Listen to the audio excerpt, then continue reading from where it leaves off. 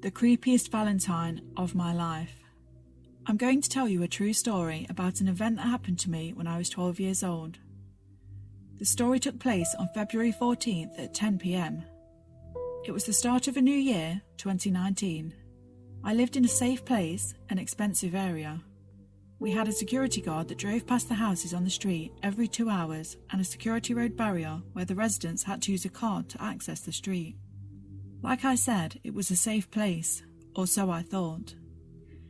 At the start of the year, my parents and the rest of the neighbours all got together to welcome a new security guard. He'd taken over the old security guard who had retired before Christmas. We'd thrown a retirement party for him as he was working security on our street for a good 20 years. The new security guard was starting to get to know everyone in the neighbourhood, and we were all glad to know that he used to work for the police. It kind of gave us reassurance. As the weeks went on, my parents were starting to have some difficulty. I noticed them arguing more. They'd been arguing for months and it was only getting worse. My parents started to notice that I was more anxious and it was having a real effect on me. When they realised this, they made a promise to try and work things out and to come up with a plan and also see a couples therapist. In therapy, it was suggested that since it was nearly Valentine's Day, they should both go out and have a romantic evening, and they thought this was a great idea. So when Valentine's Day arrived, they were getting ready to go out, and this is when it all went downhill. My mother received a phone call. It was my babysitter. She had called to tell my mum that she couldn't make it as she was sick. My mum was going to cancel the night until my dad said that they are dressed already and the night was already planned and paid for. My dad asked me if I was okay to be on my own for the night and told me that he had spoken to the new security guard, Steve, and asked if he would keep an eye on me and check in every hour to see if I was okay. Since I was more anxious about my parents splitting up than I was anxious about being left alone, I nodded and agreed. I actually knew that I would be safe. I had Steve the security guard to check in on me, and we had CCTV on our road, linked up to the security outpost. To top it all off, my parents also had 2 Nest cams covering the front and back garden. Our family got on with our neighbours, and we all helped each other out. I was also quite grown up for my age. Unlike any other 12-year-old, I was pretty sensible. It got to 6 p.m. and my parents left a couple of minutes after my pizza delivery arrived. I was ready for my night, chilling on my own. I kind of felt like Kevin from the movie Home Alone. I was very excited and had everything planned out. I was going to start my night by watching a horror movie and then playing Xbox online. It would go so fast, having so much fun, or so I thought. Little did I know at the start, but this night turned out to feel like the longest night of my life. When I finished my pizza, I paused the movie to go into the kitchen and get myself some chocolate. As I walked into the kitchen, there was a weird sound coming from just outside my backyard. It was so weird that I had to open the back door in the kitchen to hear it better. When I opened the door, the noise stopped. I thought, that was weird. Not hearing the noise anymore, I decided to shut the back door, lock it, and head back to the living room. I started enjoying my chocolate and continued watching the movie. While watching, I looked outside the front window and saw a car moving slowly past my house. I recognised it to be the security vehicle going past on patrol. After seeing the vehicle, I had a sense of comfort, knowing that I'm safe. Due to this, I guess you could say that I let my guard down.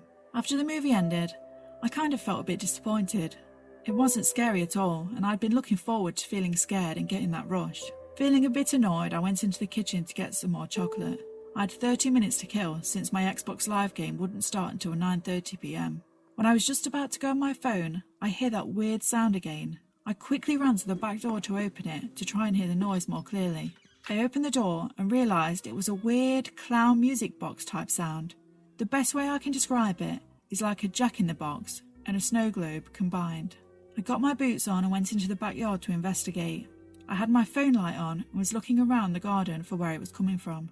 The noise started to slow down, and then it just stopped. Just before the music stopped though, I managed to see where it came from. I went towards a bush in my garden and lifted this weird-looking toy. It was a snow globe, but it was the size of a basketball. It had a strange key sticking out of the side. I wound the key and it started to play the same weird tune, but this time slower and much more disturbing. I was watching the snow globe slowly move and turn, and as the song came to the end, a freaky, melted clown face popped into view, lit up, and an evil laugh sounded. Right at that moment, my phone battery died and the torchlight with it. I dropped the globe in fright and it smashed to pieces on my lawn.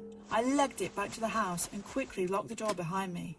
Really freaked out now, I called the security line. Steve came to my house and I told him what happened. He went into the backyard and there was nothing there. Not even any glass on the floor. I was so confused. He looked into his security footage and said there have been no one on the street all night except for him. He asked if I wanted him to contact my parents, but I declined for fear of my parents splitting up. I said to him, "No, that's okay." He said that he would do more checks on his patrols, and he told me if I hear anything to contact him and not to leave the house. He mentioned that a lot of the neighbours were also out tonight, so he was going to check around their houses too. To be honest, I think he was glad for a bit of action, as it was a boring job.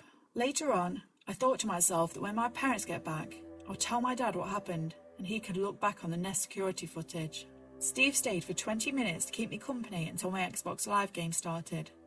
My gaming would keep me occupied for the rest of the night. When it got to a couple of minutes before 9:30 p.m, Steve left. I was on my Xbox for about 30 minutes, laughing and insulting my friends, when all of a sudden my Wi-Fi goes off. I went to restart it, but it wouldn't connect. Annoyed, I started to go on my phone, only then realising I'd forgotten to charge it.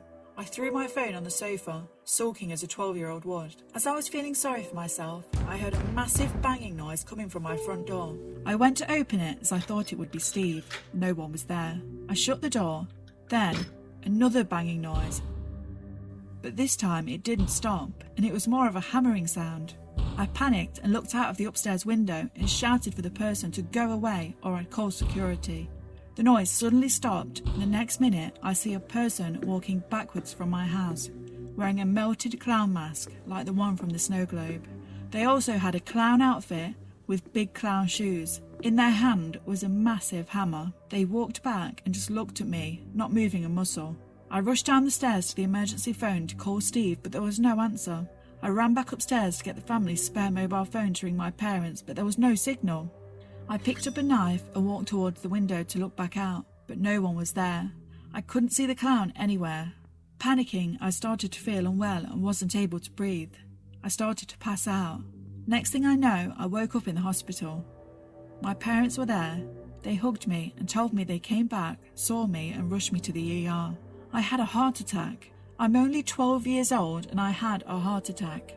The doctor told my parents that if they never decided to come back home early and didn't rush me to the ER, I wouldn't have survived. A detective was waiting at the hospital, waiting to talk to me. He explained what happened and that he had arrested someone. Later on, when I was better, coming out of the hospital, my parents explained to me what had happened that night. It turned out that Steve the security guard was a paedophile who had escaped an insane asylum. This had been way up north and the police were looking for him for weeks. He escaped, created a fake ID and social security credentials, and changed his looks wearing big glasses and a wig. He pretended to have a police background so people would be more likely to offer him a job in security.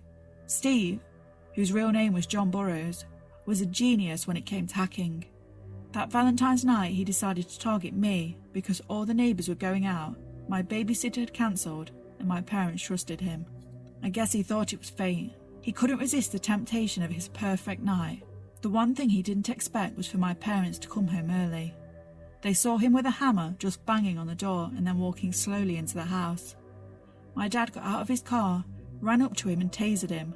I guess the big shoes on Steve's feet backfired and he couldn't defend himself. My mum ran past Steve and upstairs to find me. She picked me up and told my dad to start the car. They took me to the hospital and my mum used to be a nurse, so she did everything she could do to help me on the way. The police were on their way to the house at this point. They arrested Steve the clown and took him to the station. My dad looked at the home's Nest security footage and it showed Steve in the back garden planting a big sized snow globe and sneaking away. He handed the footage to the detective. The detective showed the footage to Steve, real name John Burroughs, and questioned him. John started talking and he started to boast about he escaped from the insane asylum and how he got a job as a residential security patrol officer. He mentioned how he always had his clown outfit in the trunk of his car and the sphere-shaped music globe, and that he was waiting for the perfect night to present itself to him. God knows what that means. I don't think I want to know. All I know is that he is locked back up in prison and will never get out. He's being sentenced for escaping and for the attempted murder of me. he will never see the light of day. The end. Thank you for listening today. Stay safe out there. Join us In the next video. and don't get too spooked.